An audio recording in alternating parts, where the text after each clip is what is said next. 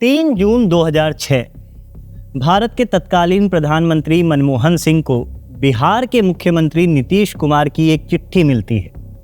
चिट्ठी में हालचाल पूछने से ज़्यादा हालचाल बताया गया था।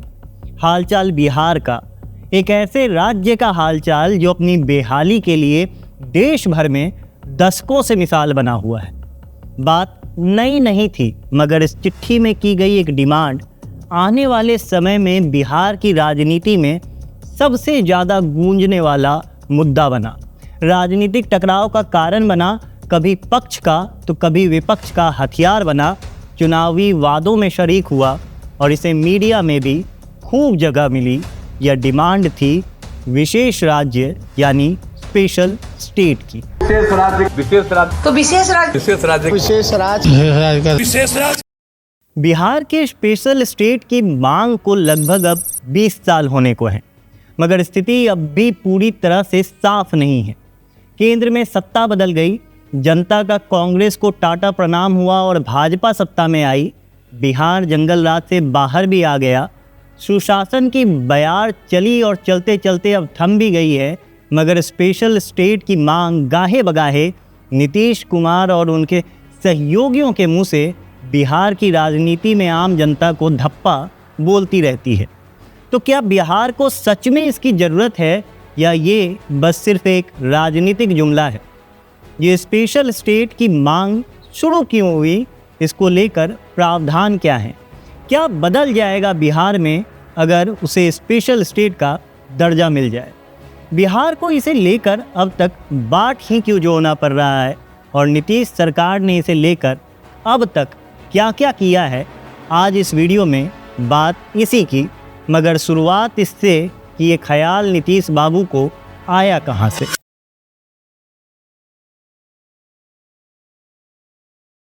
जब नीतीश कुमार साल 2005 में बिहार के मुख्यमंत्री के तौर पर अपना पहला पूर्णकालिक सत्र पूरा करने के लिए सत्ता में आए, तब बिहार जंगल राज से बाहर निकलने के लिए हाथ पैर मार रहा था।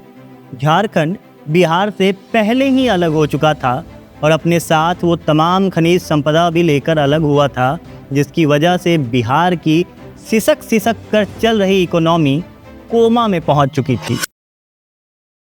नीतीश कुमार की स्पेशल स्टेट की मांग की जड़ें सीधी तौर पर बिहार झारखंड बंटवारे से जुड़ी है, जिसने पहले से ही गरीब बिहार को ऐसा गरीब बनाया कि बिहार आज तक उससे उबरने की कोशिश में छटपटा रहा है। एक आंकड़े से बिहार झारखंड के अलगाव का बिहार की इकोनॉमी पर कितना असर हुआ, इसको समझते हैं, वो भी बेहद आसान भाषा में। साल 2012 में सितंबर के महीने में national institute of public finance and policy नई दिल्ली के द्वारा अर्णब मुखर्जी और अंजन मुखर्जी की एक रिपोर्ट पब्लिश होती है। इस रिपोर्ट में बिहार की इकोनॉमी पर विस्तार से बात की गई। अलगाव से पहले के बिहार और अलगाव के बाद के बिहार के रुपया पैसा का जोड़ तंगर भी इसमें समझाया गया।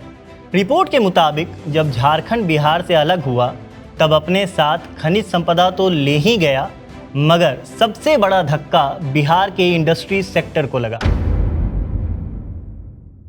बिहार की इकोनॉमी में अपनी 24% की हिस्सेदारी रखने वाला यह इंडस्ट्री सेक्टर इस अलगाव की वजह से औंधे मुंह गिरा और इसकी हिस्सेदारी महज 4% की रह गई। इस आंकड़े को थोड़ा और सरल बनाएं तो आप इसे ऐसे समझिए कि साल 1991 से साल 1995 तक जो इंडस्ट्रियल सेक्टर बिहार के लिए लगभग 61,119 करोड़ रुपए का रेवेन्यू जुटाता था, वो झारखंड के अलग होने के बाद साल 2000 से 2005 तक के आंकड़े के मुताबिक सिमटकर 12,344 करोड़ रुपए का हो गया। ये गिरावट लगभग 80% की थी। बिहार के जले पर नमक का काम एक और आंकड़े ने किया। साल 2000 से पहले बिहार का लगभग 55% हिस्सा बाढ़ की वजह से प्रभावित होता था।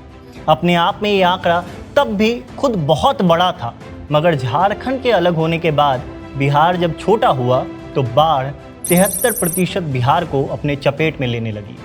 इसकी वजह से लगभग 73% बिहार हर साल बाढ़ की वजह से अपंग हो जाता था, यानी कुछ भी करने, कोई योगदान देने से तो मरहूम होता ही था, साथ ही साथ सरकारी खजाने के ऊपर बाढ़ पीड़ितों को सहायता पहुंचाने के लिए जो अतिरिक्त दबाव इसकी वजह से बना वो अलग। एक गरीब राज्य के लिए किसी श्राप जैसा था।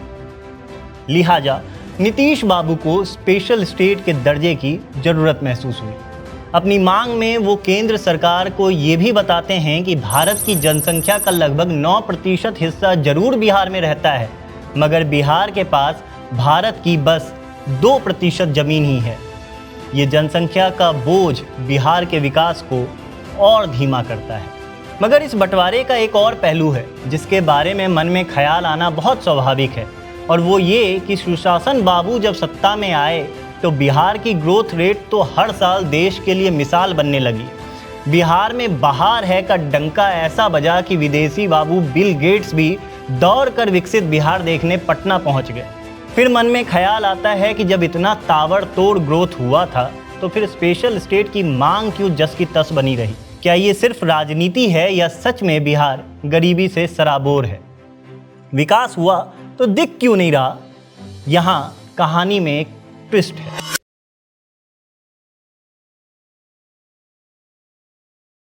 गालिब ने जब ये शेर कहा था तब शायद उन्हें ये पता भी नहीं होगा कि बिहार के विकास गाथा में एक दिन ये शेर परफेक्टली फिट बैठ जाएगा।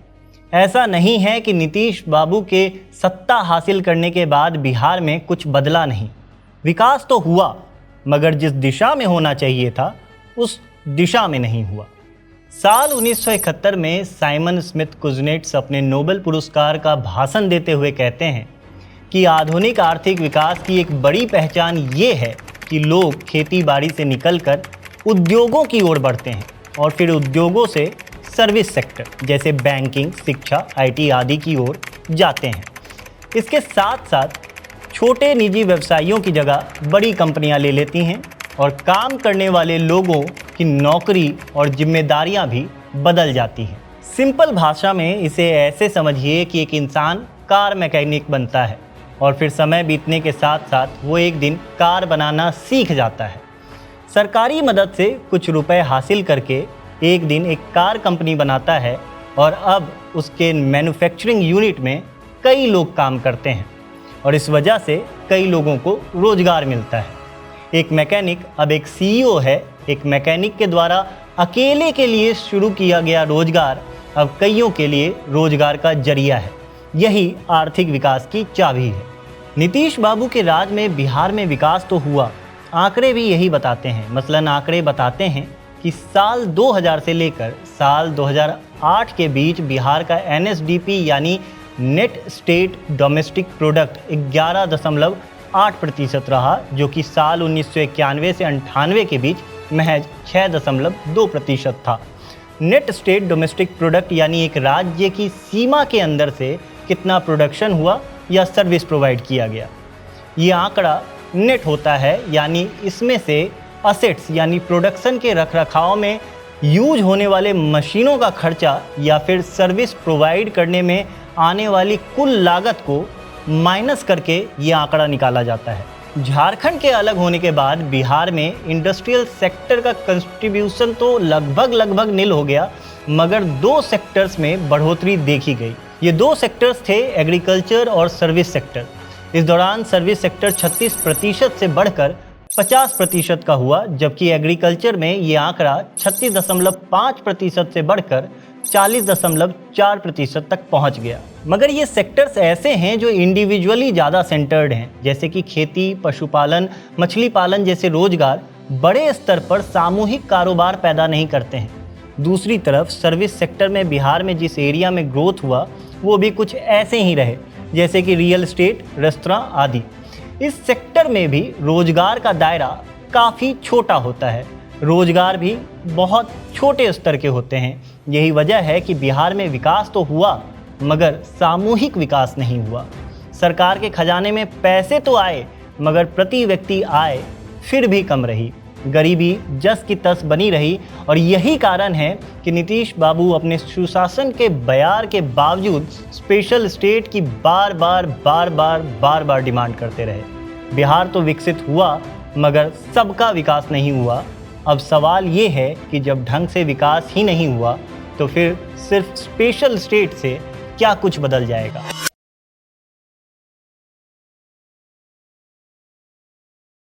अब क्या है कि बिहार जैसे राज्य को ज़्यादा पैसों की ज़रूरत है ताकि सर्विस या एग्रीकल्चर सेक्टर में काम कर रहे लोग लोन वगैरह ले सकें, रोजगार का विस्तार हो।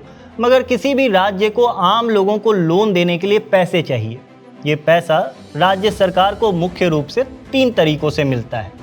पहला, केंद्र सरकार को मिलने वाले टैक्स में से प्रत्येक राज्य को एक हिस्सा दिया जाता है। दूसरा, केंद्र की तरफ से कभी कुछ योजनाएं बनाई जाती हैं जो आम लोगों के विकास के लिए होती है। इसके लिए केंद्र सरकार अलग अलग राज्यों के लिए फंड जारी करती है, मगर इसमें राज्य सरकार को भी अपना हिस्सा देना पड़ता है, जो कि कभी कभी 30% से लेकर 55% तक होता है। तीसरा, राज्य को खुद मिलने वाला टैक्स, जैसे जमीन की खरीद बिक्री पर स्टाम्प ड्यूटी से मिलने वाले पैसे, शराब खरीद बिक्री पर एक्साइज ड्यूटी से मिलने वाले पैसे आदि। मगर इसका एक हिस्सा राज्य सरकार को केंद्र सरकार को भी देना होता है। लेकिन दिक्कत ये है कि बिहार जैसे गरीब राज्य की जनता ज़्यादा टैक्स दे नहीं पाती है, इसलिए वहाँ की सरकार के पास पैसा भी कम ही होता है। नतीजा ये होता है कि ये केंद्र की योजनाओं में अपना हिस्सा नहीं दे पाते, जिसकी वजह से कई बार उन योजनाओं का पूरा फ़ायदा नहीं उठा पाते, लोगों को लोन नहीं मिल पाता। यानी हमारे बिहार के कार मैकेनिक ने कार तो बनाना सीख लिया, लेकिन अब वो मैन्युफैक्चरिंग यूनिट लगाने के लिए लोन नहीं ले पा रहा है। नतीजा, विकास वैसा नहीं हो पाता जैसा होना चाहिए। मगर यही अगर विशेष राज्य का दर्जा मिल जाए तो उस राज्य को केंद्र सरकार से ज़्यादा मदद मिलती है। जैसे अगर कोई केंद्रीय योजना है तो स्पेशल स्टेट के लिए तब केंद्र उस योजना का 90% तक खर्चा खुद उठाता है। जाहिर है राज्य को फिर कम पैसा लगाना पड़ता है। इसके साथ ही राज्य को कुछ टैक्स, जैसे कि income tax, GST, excise, custom और कॉरपोरेट आदि में भी कुछ छूट मिलती है, जिससे कंपनियां आकर्षित होती हैं और राज्य में निवेश करने आती हैं। जाहिर है इससे रोजगार के अवसर बढ़ते हैं और विकास तेज होता है। और तो और अगर स्पेशल स्टेट का दर्जा रखने वाला राज्य केंद्र से मिले हुए पैसे को पूरी तरह से उस साल खर्च नहीं कर पाता तो बचा हुआ पैसा अगले साल उन्हें मिलने वाली रकम में जोड़ कर दिया जाता है। कुल मिलाकर राज्य का खजाना बढ़ता है, जिसकी वजह से लोगों के विकास के लिए राज्य सरकार ज़्यादा काम कर पाती है। स्पेशल स्टेट यही है और यही बिहार को चाहिए। अब बिहार की बदहाली का हाल ऐसे समझिए कि खुद मुख्यमंत्री नीतीश कुमार बताते हैं कि बिहार की मौजूदा विकास दर अगर ऐसी ही बनी रहे तो अगले 25 साल में बिहार राष्ट्रीय औसत की बराबरी कर पाएगा। नीतीश बाबू कहते हैं कि अगर विशेष राज्य का दर्जा मिल जाए तो बिहार तेजी से आगे निकल सकेगा। तो फिर इसमें दिक्कत क्या है, जबकि सरकार केंद्र में भी बीजेपी की है और राज्य में भी बीजेपी की है? मामला फंस कहाँ रहा है?